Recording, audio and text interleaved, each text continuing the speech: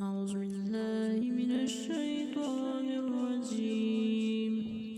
بسم الله الرحمن الرحيم.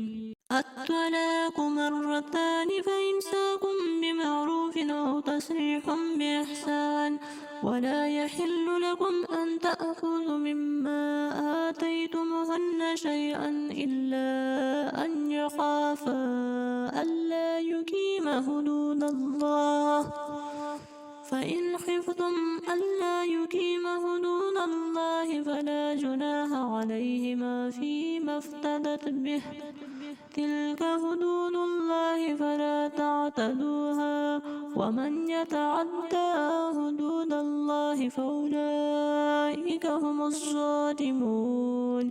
فإن طلقها فلا تحل له من بعد حتى تنكح زوجا غيره فإن طلقها فلا جناح عليهما أن يترجعا إن ظنا أن يقيما حدود الله وتلك حدود الله يبينها لقوم يعلمون.